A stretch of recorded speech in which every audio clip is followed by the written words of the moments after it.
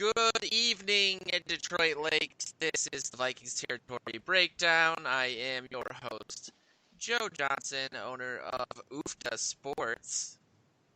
That's VikingsTerritory.com, PurplePTSD.com, the brand new MiniIce.com, and more news sites than you can shake a stick at, I think is the phrase, coming out in the next couple weeks, at least before April 1st. We were off last week because I am one of the rare human beings. I'm going to be remembered for one thing, and that's getting COVID twice despite never leaving my house. But I am back. I am feeling 90% better, and we got a lot of Super Bowl stuff to talk about, so I'm very excited to do that with Mr. Joe Oberle. How you doing, man? Good. I've been busy lately, though, working on a couple websites, lefsa.com and lutefisk.com. I knew you. I see. Tim and I have a theory that if you go to like GoDaddy and you search a domain name and then go back like a week later, the cost goes up exponentially because they know you're interested in it. And I had a feeling that somebody was driving a price of lutefisk.com. Ugh. Things we do in Minnesota. Speaking of Mr. Tim McNiff, he joins us yet again to delve into some Super Bowl talk, some Vikings news updates, I suppose, is the best way to put it. A new offensive coordinator, new kicker. I feel like we're living in Groundhog's Day, but maybe that's just the COVID brain fog making me pessimistic. How are you, Mr. McNiff? I'm good. I also was searching lefsa.com, but ended up with leftout.com. So there's that. So you can start working on that website. That I don't know who that would attract, but leftout.com. Interesting. Sounds like my experience. You might be surprised, Joe. I would. There actually somebody does own lutefisk.com, and it's for the last word on Lutefisk, a cookbook by Gary Legwold. A taste of both culture and culinary traditions that invites you to partake in this peculiar, exuberant Scandinavian feast. I'm going to call it a feast, but that's, I don't know. Isn't that... There goes my retirement. There goes my retirement plan. Have you guys tried lutefisk? I tasted it once, I believe. Yes. I've seen it only once. I was not raised in a church-going household, and so I went to a Lutheran sort of thing with my best friend in high school, and I saw it, and then I heard the description of it. And I'm not a fish person still, but especially back then. But I could not get my head around the whole. You're basically soaking it in toxic chemicals. Lie. Yeah. There's nothing dissolved bodies in Goodfellas. I had to try it once. I didn't want to be left out. Ooh. Ooh. I had the the television thing where they sprung it on me, on air. So you don't want to offend anybody, right? So right. I just went and grabbed it, threw it right down. I'm like, oh, that was wonderful. Just great. Just great. Do you like it? Yes, absolutely. You got to the break and go, oh my God. Don't ever do that to me again. Now I've done my one time. Does it taste I think like it's one of those things. It was just unique, I guess is the best way to put it. It doesn't taste like, I wouldn't know what poison tastes like. But I don't really want to offend people, but I think you have to have been raised with it. I agree. Yeah. Okay. It's one of those things. And it's still, yeah, right. You're not going to all of a sudden walk into it and somebody's going to say, try this. And you're going to go, wow. I'll do that again. Yeah, I grew up on blood sausage, where we're one generation removed from the farm, and you're out there butchering pigs, and like my dad said, they used everything but the squeal. So, and I love blood sausage, and I can't get my family to eat it. My wife says no way, but it's wonderful stuff. But there you go. I was raised on it. Yeah, I was introduced to venison blood sausage probably when I was 21. Wow. And I got as far as the potato sausage, but I couldn't do the blood sausage. Yeah. For me, I draw the line at head cheese. I can't do head cheese. I got confused when you said blood sausage, and I thought about head cheese, which is a very kind way to describe what that is. I always like watching those shows like that Scandinavian rotten shark thing they do in Iceland, where they bury a shark and let it rot to the point of fermenting, and then they dig it up months later and eat it. It just gives you the sense of we all came from some rough beginnings. I think genealogically, people putting a happy spin on eating essentially rotting food. The good old days, as they say. Yikes. My grandpa grew up in North Dakota. He was born in the same year the Titanic sank, 1912, and he was a big farmhand, kind of first-generation Swedish-Norwegian mixture, and he would tell me stories about just waking up at 5 in the morning and his blankets would be frozen because the snow would just blow right through, like, the wood of their home on this windy plain in North Dakota, and it's like, man, what do I have to complain about? Except for the Vikings, I guess, which is a really brilliant segue by me. I think we'd be remiss not to talk about the Super Bowl, especially as we were off last week, and we didn't really get a chance to preview it. But speaking of Groundhog's Day, I don't know how to interpret Tom Brady's continued success. I want to bring up the Big Ten thing just because I know that it bothers Joe. But I also, I feel like we're all not spoiled by it. I'm 36 years old. He won his first Super Bowl my sophomore year of college. He's been a mainstay in every conference championship game essentially since then. A lot of people are talking about his legacy now that he's away from Belichick, Gronk as well, and how they won without Belichick and what that means. And obviously he's more Super Bowls than any other team just by himself. But how do you guys interpret Brady's legacy at this point, Mr. Oberly? I'll go to you. You got to hand it to him. Obviously, the numbers don't lie. I mean, his legacy is a little stained with the allegations of cheating and such, and deflating footballs and that kind of thing. But I don't think it really takes that much away from him because it's still a team game out there, and you still got to win the games in the end, which he has done. You'd put on the agenda about will he retire? Should he retire? I think no way, just because of what you just said. He's got a chance to, make even a bigger stamp on his legacy away from Belichick. And he's got a good team, a team that's kind of on the rise. I mean, a very good defense with a decent offense, plenty of weapons on receivers, and a really good coach. So I don't think he's going anywhere. And I don't know that they repeat again next year, but I think they're a very good team that is going to be in the conversation in the NFC, and Brady's going to be a big reason why. What do you think, Tim? Yeah, I think if you're waiting for me, I think if they're waiting, now you've got guys who are like lining up. They want to go to Tampa. Adrian Peterson among them. I want to go to Tampa. I'll take less. and one of their primary receivers saying, I'll take less money to keep this team together. So I really think that staying with Tom Brady just for the moment, I did not think that Tampa was going to win that game. I just didn't. And I knew Kansas City had issues with their offensive line.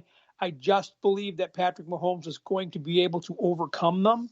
Yeah. So, again, staying with Tom Brady. So, no reason for him to retire. He's happier living where he's living year-round. And he plays there now. And so his wife's happy. He's happy. Kids are at an age where they can watch him do this. This is where he wants to be. And, so I don't think there's any reason. It's like he said a couple years ago to ESPN, why would I retire now? I've got the answers to the test. I mean, if somebody shows him a blitz, he knows what's coming. He knows everything. And now he played this last year with more offensive talent than they ever gave him in New England, maybe with the exception of the 15 in 1 year in Randy Moss. But he lost his tight end, O.J. Howard, early on, and that was his go-to guy early in that season.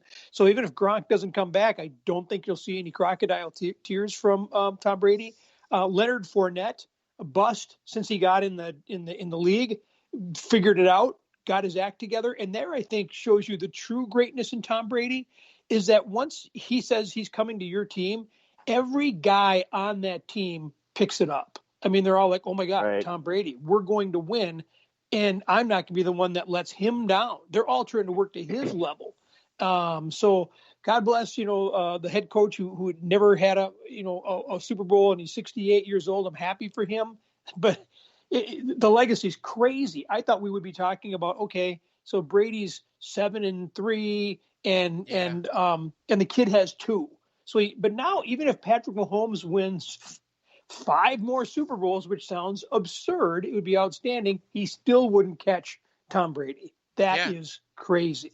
Yeah. It's crazy, and I think another point to add to what you guys are saying about him not retiring is there was I don't know how much of this was media driven, but especially at the beginning of the season, there was a lot of let's just call growing pains between Brady and Arians and some of the guys in the locker room. And I think when you have this level of success, a lot of people thought for 17, 18 years in New England that it was kind of the Belichick way of convincing guys to come in, take less money, kind of play this sort of joyless style of football. And maybe Brady deserves more credit for that, but I think winning the Super Bowl, is going to make the beginning of next season, at least from inside the locker room, function a lot more smoothly than I think it did at points during the season. I mean, they were 7-5 at one point. The Vikings outplayed them; they just didn't score touchdowns and ended up losing that game. Gave up a Did our kicker miss a field goal of that game? Didn't he miss like 3? More than likely, yeah. Yeah, like 3 or 4. I will say, and we will get into this, I don't know if it's because I've been sick and it took me mentally out of the grind of covering the Vikings every single day, but I'm so sick of talking about the exact same issues every offseason since 2016 or before it. Like, how many more articles can we write about the offensive line, about the kicker, about maybe Zimmer will figure it out in his 50th try? Like, it's driving me a little crazy. So if my tone and my articles are a little sardonic, you'll be able to bear with me because I've been taking enough Dayquil for the Western Front. Yeah, I think Brady, obviously when you win a Super Bowl, every team wants to beat you the next season. That won't be any easier. We have all this weird quarterback carousel stuff going on. I mean, what do you guys think about Stafford to the Rams? Do you think that catapults them to the top of the NFC, or at least, obviously they have to be in the conversation, right?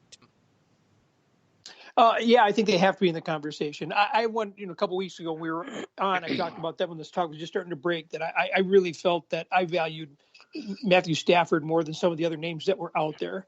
And I could understand if people didn't because of the beatings that he's taken. But I really believe he is a really good quarterback and a good guy. And I think we're seeing that reflected now, in that you are seeing receivers saying that they want to come and play with him in LA. And LA's got the defense, and they're close. So I think it is interesting. I just don't know how these teams function with the cap. If the Vikings are having issues, how are the Rams going to navigate this and pay Aaron Donald and pay Patrick, who's the corner? Jalen Ramsey. Yeah, you got Jalen Ramsey. That's where I'm going. Thank you. Patrick's retained in my mind. I knew that wasn't right, so thank you. Jalen Ramsey, how are you going to pay those guys and then have anybody else on your team? So I don't know how they navigate that, but no, I think that the Rams are definitely, they've changed the landscape, and it's a grab. And it just, when you see what Detroit got for him, and you look at the numbers, comparing, as people have written exhaustively in Vikings territory, comparing Kirk Cousins' numbers with Matthew Stafford's numbers, what could the Vikings get? So I went from, we're not trading Cousins, and I don't love him, but I'm not, pushing for this. All of a sudden I'm like, geez, if you could get another first this year and maybe a second, if you get a first and a second for him, I'd do it. You'd have 2 firsts and a second. You could sign one of these quarterbacks that's out there to get by the year. You could get in the first round with 2 picks. You could get an offensive lineman and a defensive lineman if that's where where you wanted to go and prove yourself on both sides of the ball theoretically, and then go with all those multiple picks that he has later on. I don't know. You'd have to listen to it, but I'm not sure the Vikings are really getting those offers as much as we might want to believe they are. I think it's a fair comparison, though, right? I mean, if Stafford, maybe it's the Lions, but Cousins has this reputation across the NFL and locally by a lot of people. Flashy numbers, no substance, never wins close games, never really does anything. Stafford, at least to my estimation, has had better numbers with less success, but I think a lot of people just write that off as the Lions being the Lions and not necessarily Stafford's fault. But hit the age to get those picks, it is astounding. I mean, the only way I think it's even feasible that they move Cousins is if this COVID cap situation is just so untenable that they're like, we can't give this guy $45 million next year, which is a valid argument. I mean, it is, but I think Spielman and Zimmer both know if they, how hard it is to find quarterback help. They've been through a carousel of guys, especially since the triangle of authority with Spielman, and so I think they'd be really reticent to do it. But I can see the argument if they're going to have to blow this team up anyway, because the cap is just not going to work. What do you think, Mr. Oberle? Well, going back to the Rams, I think they did, as far as their cap is concerned, Tim, they made a nice move getting out from under Jared Goff's contract, so that'll help them. Mm-hmm. Like you said, they got a great defense. This will improve, but pressure's on Stafford. He's never won a playoff game, so we'll see how he does. I wouldn't put him ahead of the Bucs as far as the talk of the town in the NFC next year, just because of the fact that Brady knows how to get past a Super Bowl letdown better than anybody, so he'll get his team reared up again. So that's the team that I think you're going to be looking at. I don't believe for a minute that Cousins is going to go anywhere. The Vikings could do well to get some higher draft choices because they don't have a second and they have the first, and so they could really be helped by it. But they'd have to use one of those on a quarterback, like you said. I don't think they're going to mess with the. I don't think they're going to mess with the offense because that's why they kept Clint Kubiak as the offense. Correct. To be my segue, that was a big sign that they want some continuity. Continuity there that they've been striving to get this guy for how long, and now they have a chance for it. The offense was really good this past season, and it's basically intact. You got to get them a new. An offensive lineman in there and make sure those are the tight ends you want to go forward with. But other than that, you don't have to mess with that. So I don't think they would trade him for that reason alone. Now, I do think they'll try to get a quarterback, a young guy that maybe they can develop for the next couple of years and then say goodbye. But I think they're married to Cousins here for the next couple of years, in my opinion. I'm sure he'll take some sort of extension. I can't imagine them giving him $45 million in 2022. That number is insane. I've said this on the show multiple times, but you combine it with Dalvin Cook's numbers and then whatever Danielle Hunter is going to get, and you're basically giving 40% of your cap to three guys, which is just nonsense. And that's with or without the COVID cap situation. Who knows? I don't know. I'm really. I don't want to get repetitive for people listening to this, but I just don't understand why the league won't just eat that 15% and say, you know what, these guys came out and they put a product on the field. We had almost 1,000 infections over the season, but they went out there, they further risked their health, the health of their families to do this product so we can make some money versus no money. And basically we're going to create this completely avoidable catastrophe in which all these teams have been very, very carefully doing multi-year team-building plans are going to have to throw a bunch of stuff out the window. A bunch of guys are going to have to retire early. A bunch of guys are going to get cut and make less money as a reward for what? It's not as if they lost money on the season. It just bothers me, and I don't understand how teams, like you guys said, how they can negotiate in good faith with players for extensions, or it's just a really weird time for these quarterbacks to be moving around from team to team because it feels like it's the worst possible time financially for them to do it because they can't really lock them down in ways that they otherwise would because they don't know what's going to happen. But I think that is the catalyst. A lot of people talk about Deshaun Watson and the player empowerment movement. Diggs was a big part of that. And while I don't really agree with the way that Diggs did things, I also understand that the league is, the NFL has had quote unquote contracts that have been worthless from a player's perspective. You can get cut. They don't owe you much in guaranteed money. These giant contracts that never amount to 30% of their value. And so I can see why players would want to have more control over their futures because teams don't really, they treat them as commodities, so why not reverse the trend? But I just think it's the NFL is going kind of full speed into a disaster that they could avoid both financially teams, but in terms of PR and these guys that were forced to play.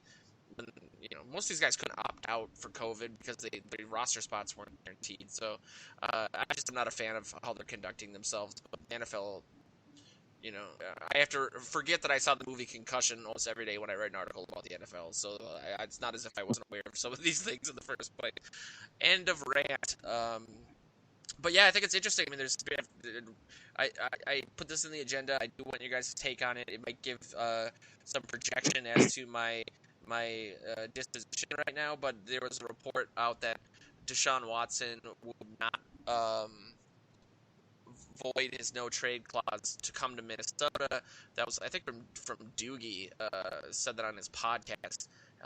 He looked at the thermometer, Joe. There's that, I'm sure. That's more of a Timberwolves related issue I've always noticed than a Vikings one. It seems like a lot of free agents don't want to come here for basketball reasons. But I think that people wrote that off as though they're a run first team, therefore Watson doesn't think his value would be as high in Minnesota. But I also look at it like, if you have Justin Jefferson, Adam Thielen, all the guys you just talked about, Joe, like outside of the offensive line, obviously, and there's a guy that's 25 years old that is considered the 1B to Mahomes' 1A and can be plugged in to the best skill position roster, I would argue, in the NFL, position by position. And he says, I don't want to go there. That is a problem to me. So the idea of us getting Watson is out the window because he doesn't want to come in the first place. I'm sure there's a myriad of reasons as to why that is. But I do also think that if you have that attractive of a supporting cast and a guy like that says nope, despite the fact when he wants to leave, that puts us below Houston in his estimation.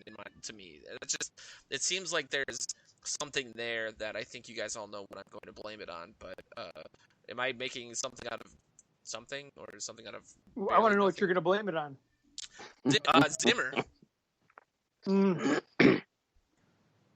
Zimmer is his reputation is garbage. He's got interpersonal communication issues.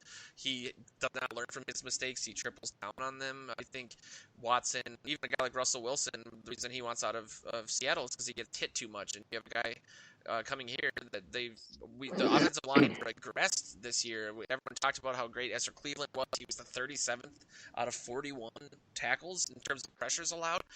He was better than Drew Samia. So we were like, great, improvement. Therefore, they're better. But we're the 29th ranked unit in the league. Nobody wants to play for a team that refuses to invest in the most important position group in the entire field, the offensive line, and we're moving backwards, not forwards. And so I just feel like with all the questions that are on the defense, with any myriad of draft picks that we would have, Zimmer is going to do defensive line, another corner, linebacker. We're probably going to lose a lot of guys because of the cap situation.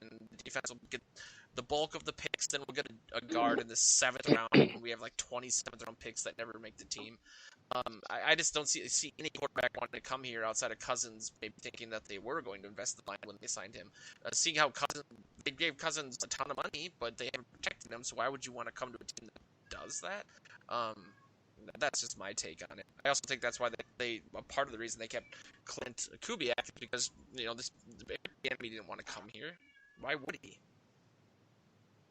To last a year, get fired, and have no control over what you're actually doing. We go through an offensive coordinator every season, and it hasn't been great. No young up-and-coming outside-of-the-box thinker like D. Phillips wants to come here and have the drama that he had during practice, and Zimmer being like, don't run those plays because the defense won't understand them.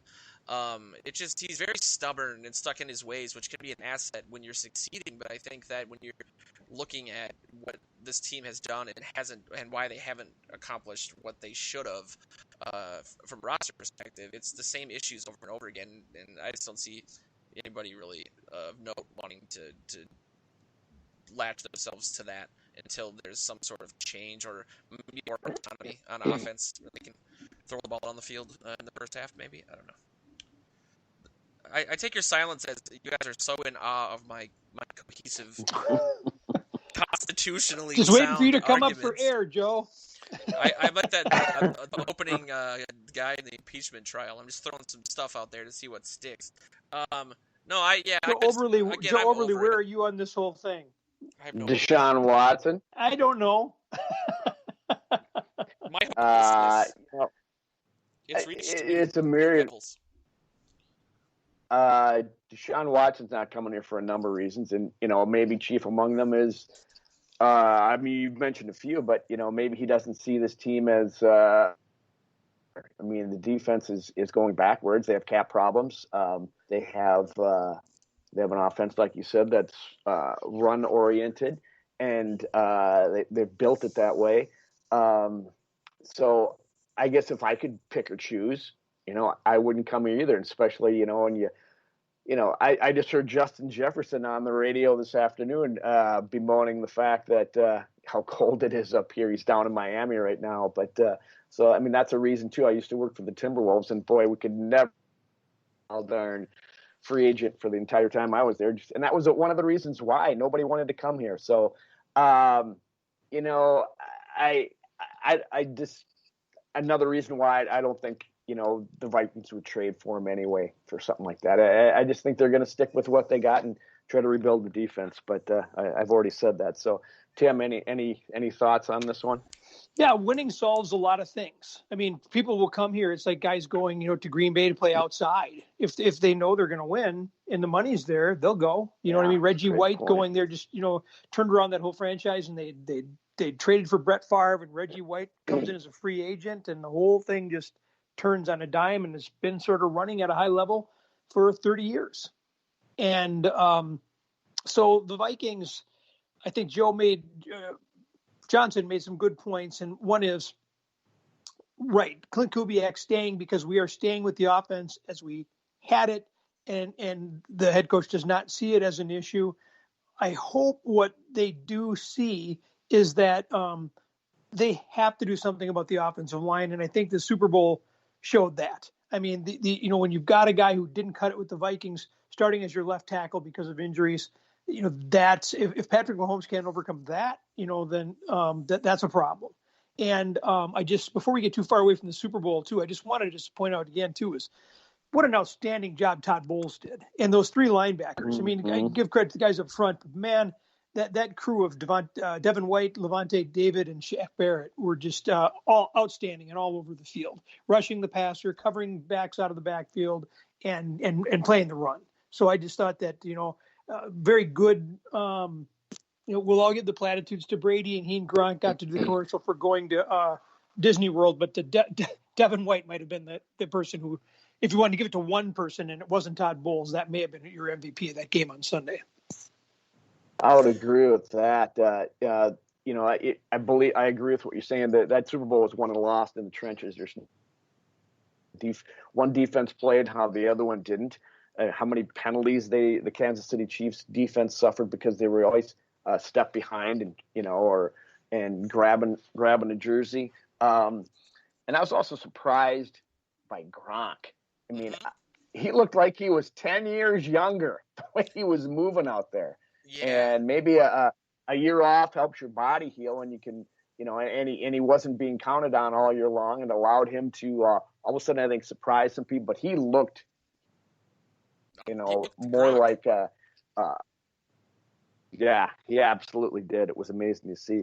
So in that regard, you might see him again next year. But Tim is exactly right. If the Vikings do not finally address both of their lines and understand that when it comes down to crunch time in the playoff, you better have both units going strong and going well, or you're going to lose. We saw what happened with a decimated defensive line. It affected the rest of the Vikings defense the entire season. Yeah. So they've got to get them both figured out, and that's where I think you can see them try to figure out in the offseason here. So I wrote an article during halftime of the Super Bowl, essentially pointing out the PFF rankings of all the offensive lines that made the playoffs, on both sides, but particularly in the NFC. One of the glaring things was 5 of the 7 teams that made the playoffs, the ones that advanced especially, were top 8 or higher ranked offensive lines. Cleveland, obviously in the AFC, has the number 1 line in 2020, and it was, initially I was saying, well, you can't give Stefanski credit for something that existed before he got there, but that was one of the first things he did in Cleveland was make moves to shore up their line. I think that it's kind of a testament to what he learned here. Because he got a lot of guff the 1 year that he was our OC, because in games he didn't roll Cousins out on every successful passing play.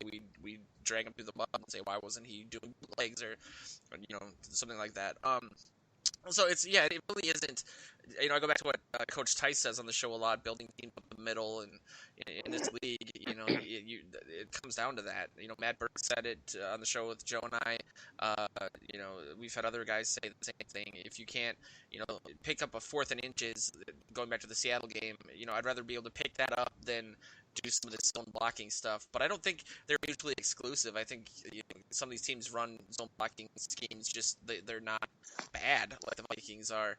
And so hopefully they'll see it. But seeing Remmers, do well in Kansas City was kind of annoying, just because we basically finally got some a good right tackle, and we moved him to guard. He didn't do well this weekend, though. Well, yeah, but they had to flip him. But you know what I'm saying? Yeah. But I wonder how much the Gronk thing was. The way I interpreted it, I could be wrong, is, there was a lot of drops and deflected passes and interceptions by some of the receivers for Tampa, and it felt like maybe Brady was going to the guy he knew he could trust, or maybe there was something in the defense they felt that they could clearly exploit with linebackers across the middle and everything at the tight end position. But then you had, Antonio Brown catching the touchdown in the first half as well. Whatever the game plan was, it was masterful. I don't know how healthy Mahomes was. He looked kind of gimpy at points. He's having surgery on his turf toe.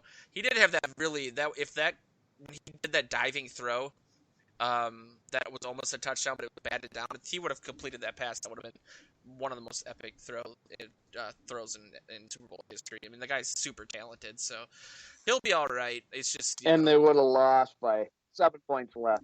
There you go. You brought up the refs, and I know this. If there's any Packers fans listening, will probably laugh that I'm saying this, but I wanted your guys' takes on that. You guys mentioned that Kansas City always seemed to step behind.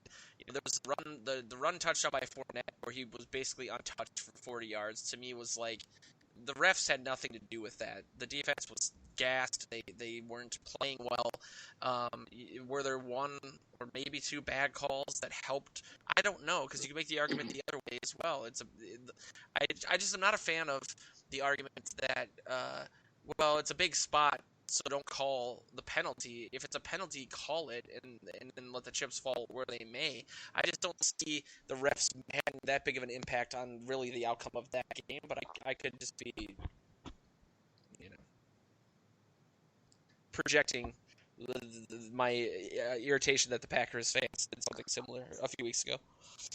Well, I think if you're a Chiefs fan, you probably feel pretty strongly about the referees, and if you look at how the pass interference wasn't called until the very end of the NFC Championship game, and it did go in Tampa Bay's favor, and then all the calls. The calls were definitely lopsided in favor of Tampa versus Kansas City. But I think the one thing that showed just sort of an outrageous situation was when Matthew at the end of the first half got in the verbal altercation with Brady, and Brady runs like 20 yards as Matthew's walking off the field to get in his grill and gives him an earful, and they penalize Matthew. Andy, like Matthew put his said helmet afterwards, I'm walking away, and he said stuff I've never heard before, and he said, and I get penalized, and that that was accurate. That's true. Brady also leaned in with the crown of his helmet and kind of pushed him with it. That was favoritism. Brady is Brady, obviously. But outside of that, it didn't feel like otherwise Kansas City deserved to win that game. I felt like they were outplayed, out-schemed, out-coached, all of that, external of those things. Agreed. And they were limited. Their offensive line was limited, and Patrick Mahomes was limited, and I didn't realize how bad that turf was, but he threw off his wrong foot all day. He usually can get away with it, but he couldn't on Sunday. He couldn't land anything. Yeah, I'm wondering why they took him so long to do more, West Coasty, dinking and dunking and not, going for these Tyreek Hill major plays left and right. But, man, that Tampa defense is good. I don't know. It just feels like they're going to be good for a while. You guys, It's gonna be a rough sledding for a lot of teams in the NFC moving forward. Yeah, I don't know. I mean, the road they took to the Super Bowl, they beat Drew Brees, they beat Aaron Rodgers, and they beat Patrick Mahomes. That's pretty impressive. Yeah. What do you guys think about this Russell Wilson talk? Do you think maybe he could be on the market sooner rather than later? And if so, I mean, I can't imagine they would want him in the NFC anywhere, but he would instantly. I mean, imagine him in Indianapolis or something. That would be. They instantly would become the favorites in the AFC with Kansas City. But as we saw, they're not infallible at this point. Even granted, like you said, the line and Mahomes wasn't healthy. How do you guys feel?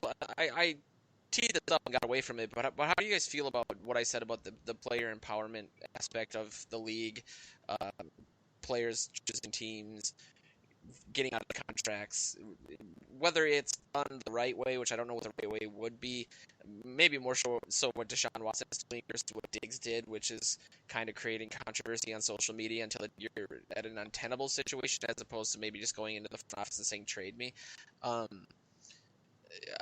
Because I'm of two minds on it, and so part of the reason I love doing the show with you guys is it allows me to get some of these ideas outside of my head and bounce off maybe more I'll just say less emotional decision makers when it comes to football.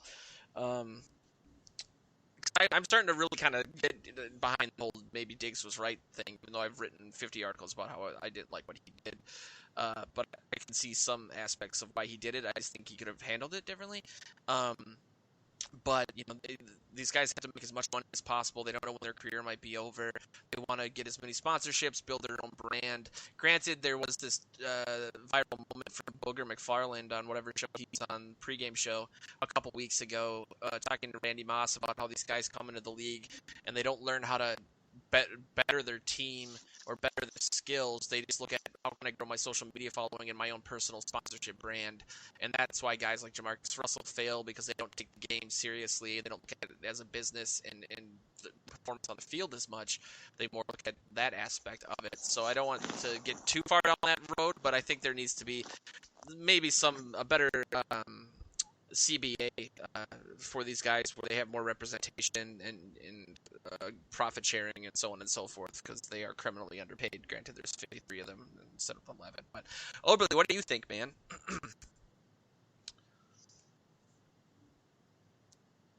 Wow. Joe?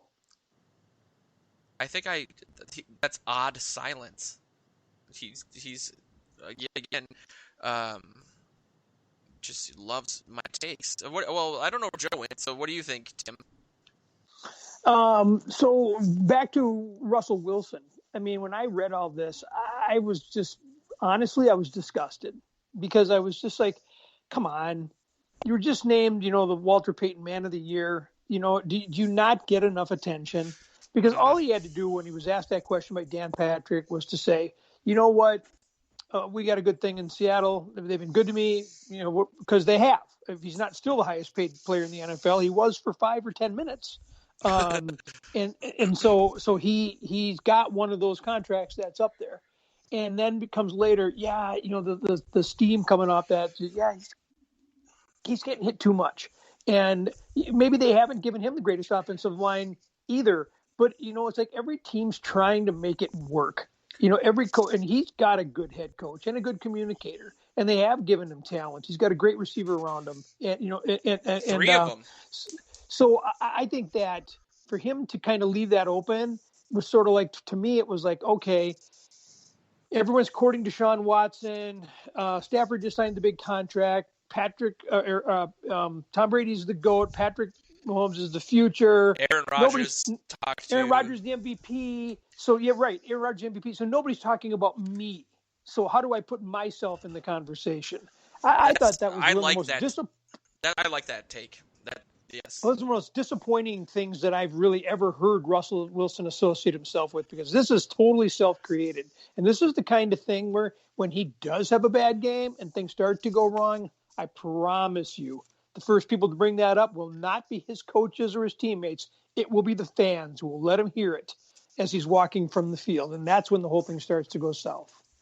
And he's savvy enough and intelligent enough to know what he was doing, obviously.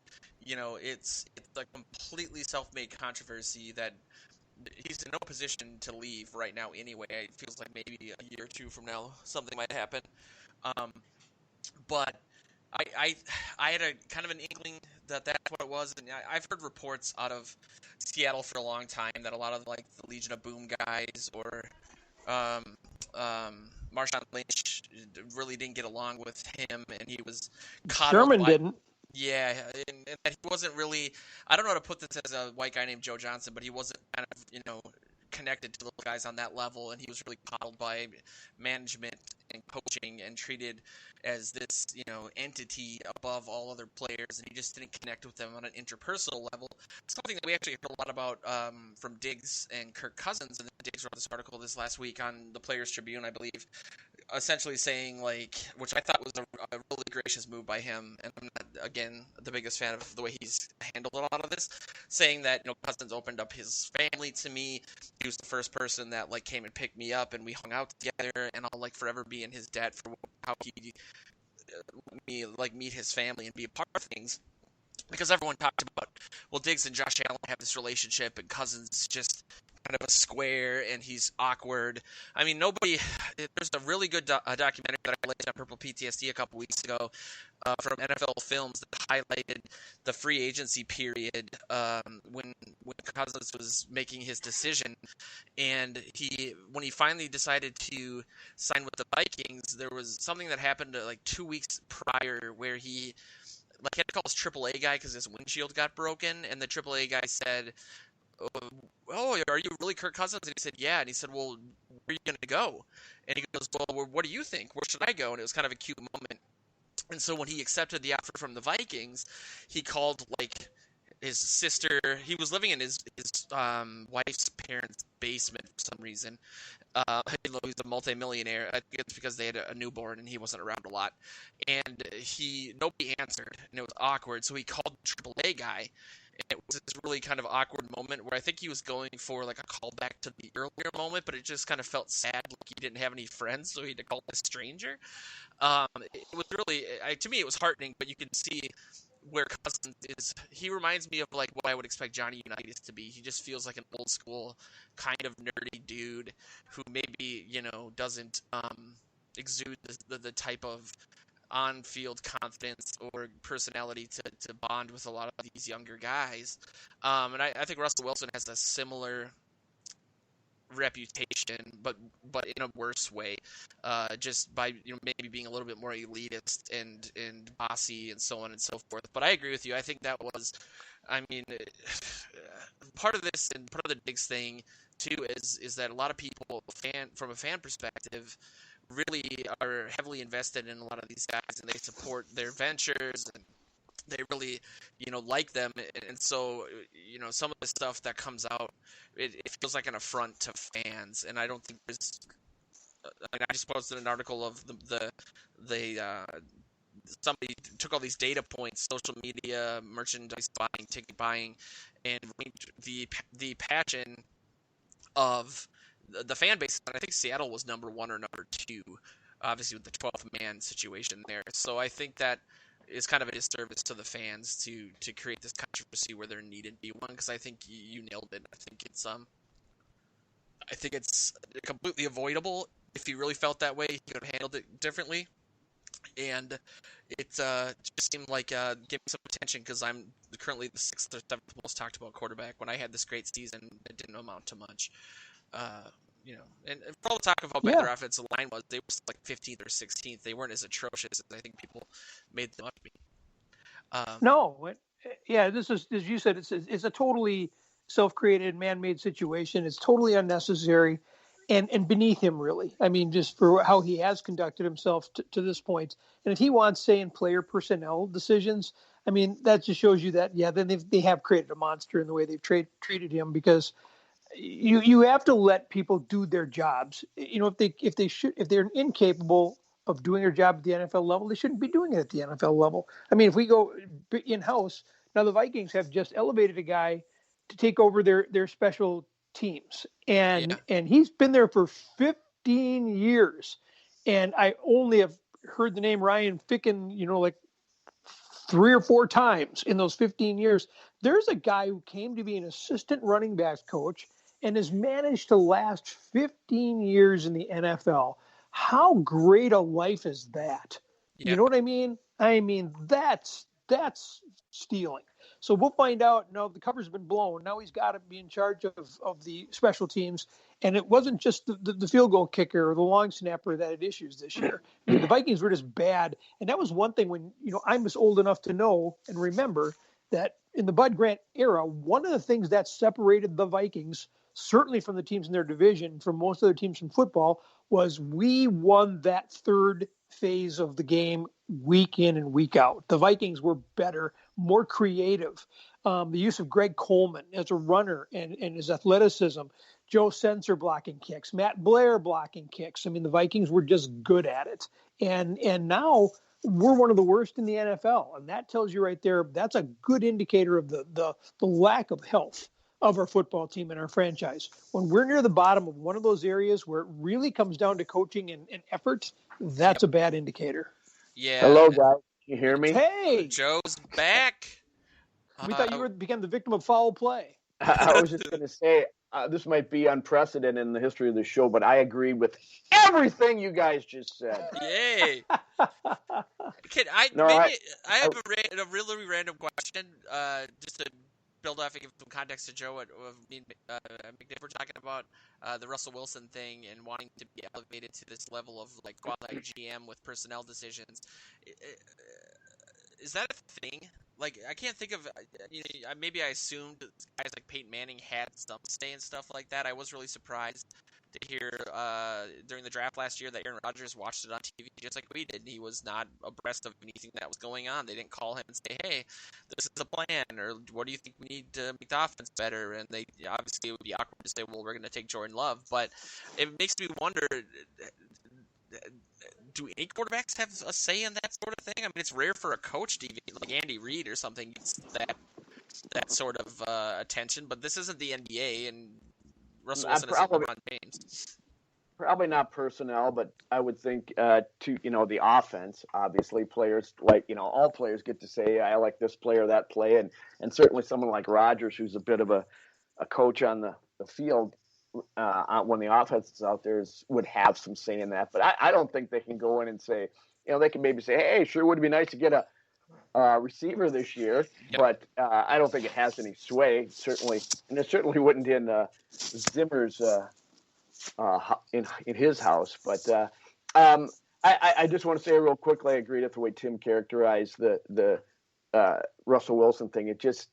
For me, it was out of the blue. Like, what's your problem? Okay. So I didn't understand it. And, I understand nobody wants to get beat up, but, it was never a problem when he was winning Super Bowls, going back to winning things. He's always been running around his entire career up there. But anyway, and you guys started talking about the kicker and that whole situation. It was interesting. It just occurred to me listening, because I could hear you guys, but you couldn't hear me. But I don't know if Joe just put me on mute or what. Yeah, that was by design. It was a power play.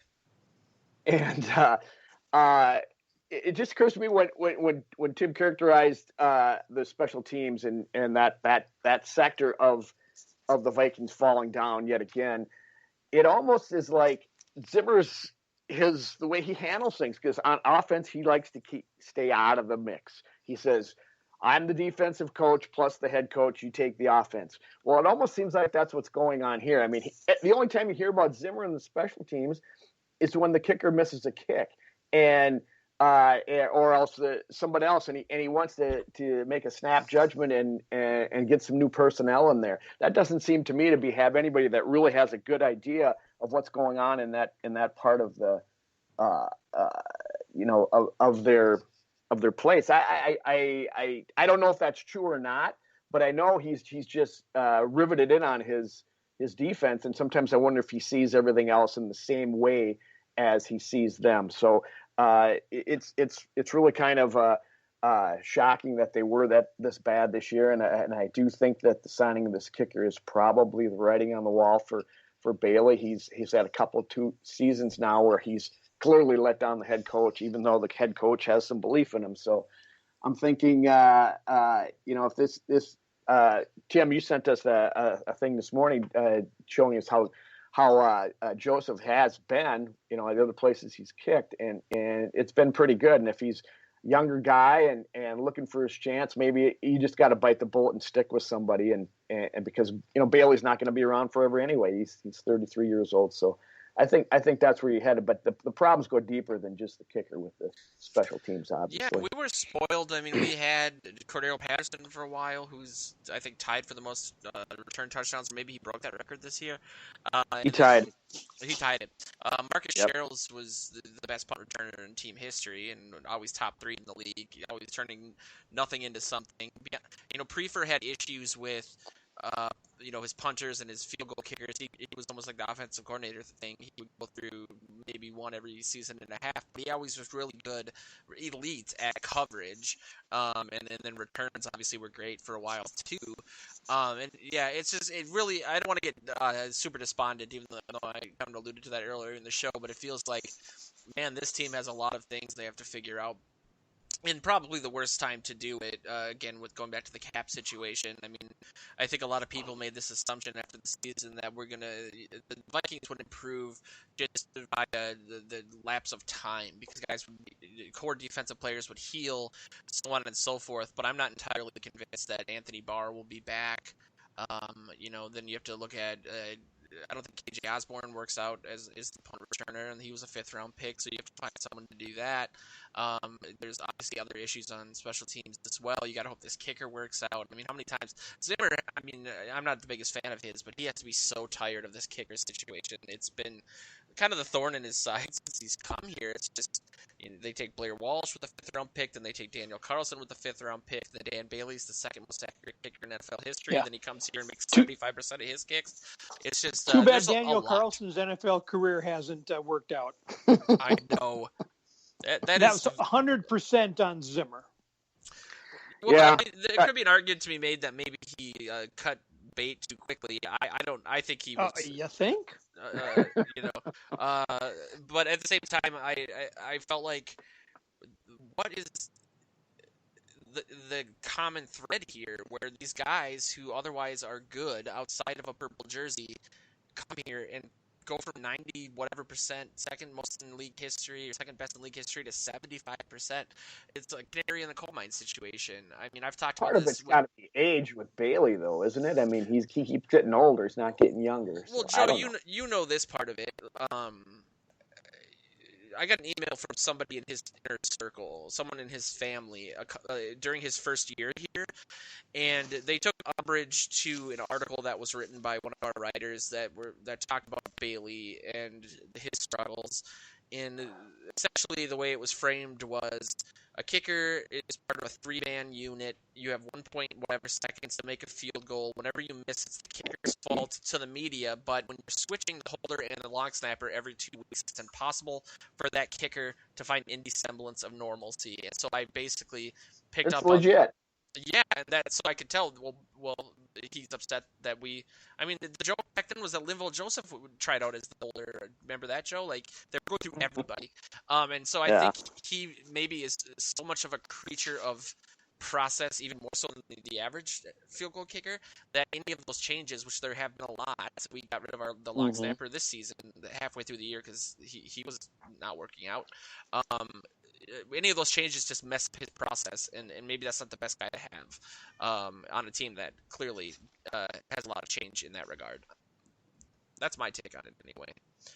Well, we better see changes in the other 2 elements in that if he's sticking around, because he hasn't done it. And in pressure situations, he hasn't done it. And is it a concession to age? So I don't know. It's just he's been very disappointing to me since he got here, and why he's been given all the rope he's been given by Zimmer, who gave 0 to Daniel Carlson, who is just going on to rewrite the Raiders record books year after year after year. And his leg was so big. That's when the GM needed to step in over Zimmer's head and say, absolutely not. You are the head coach. This kid just set all sorts of records every level he's been at.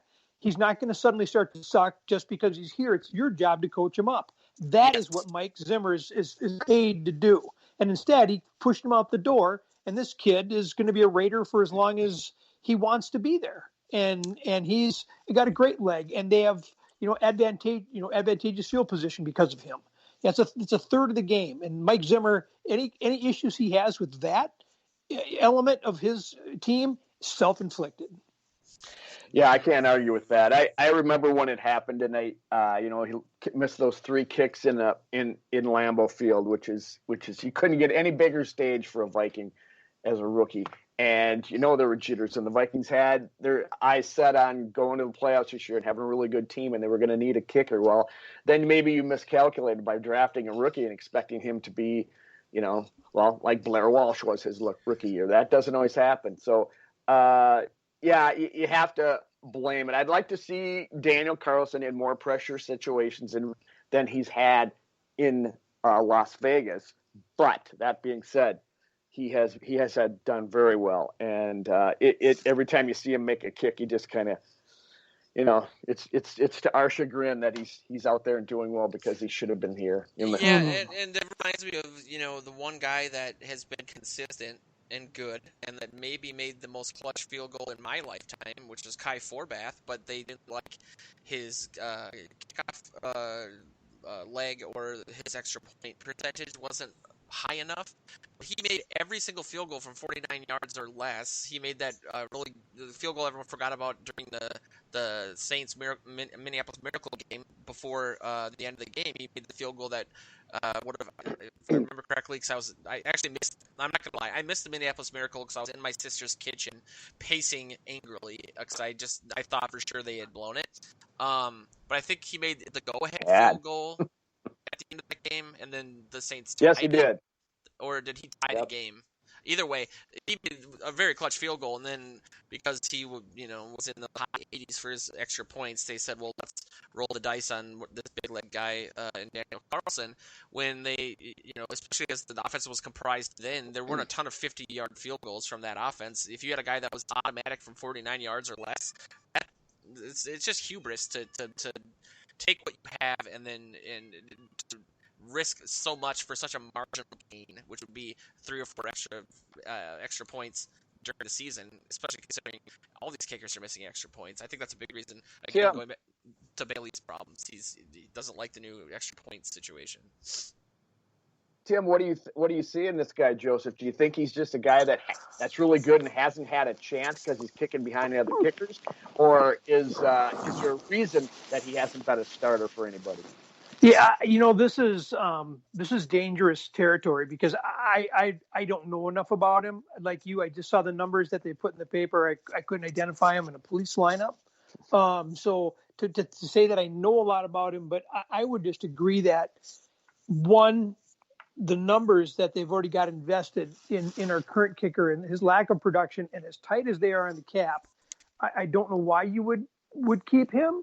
But then the quote, by our new coordinator was, I got a lot of faith in him. We have a great relationship. I think he's going to be fine. Something like that. And I was like, you're part of the problem. I mean, if you want to have an issue with Clint Kubiak being promoted, I'm just telling you, this bothers me.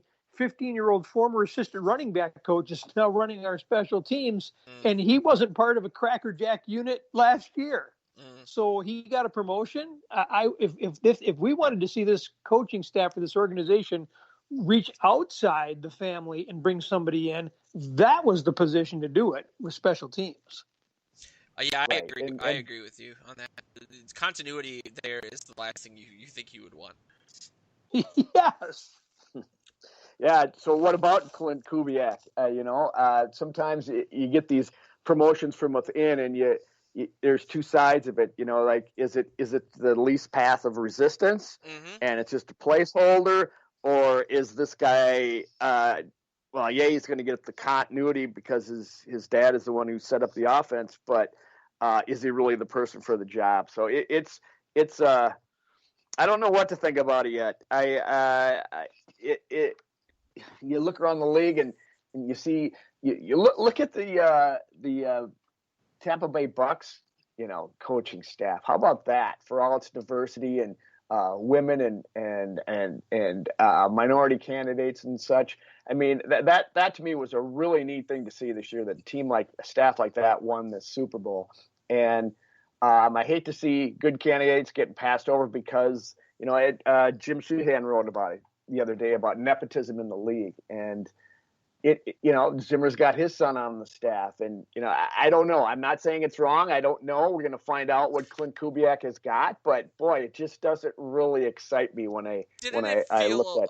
A little. I'm glad you brought that up, Joe, because I've never verbalized this, and I wanted to write about it at the time, but I didn't feel like I was the right person to call this out. But it felt like Patterson is so much more deserving to being the defensive coordinator for this team just based on his resume and age and longevity than Adam Zimmer would be. It did obviously scream nepotism is the definition of it. I mean, they have the same last name, but it just felt like, man, that's got to be. I'm sure he likes the promotion, but it has to be a little humiliating to say, like, well, we can't trust you with the entire offense, even though you're incredibly qualified compared to the other guy, because the other guy's dad is the coach. On the offense, I don't think it's the same thing, just because Cousins has had a different offensive coordinator each year that he's been here on average, and I think as much as I've heard a lot of negative things that I prefaced earlier about zone blocking, especially as comprised in Minnesota from guys like Tice or Burke or John Sullivan, they're too far down that road to flip over to something else now, because they can't even build the line they want. How can they restructure this other line?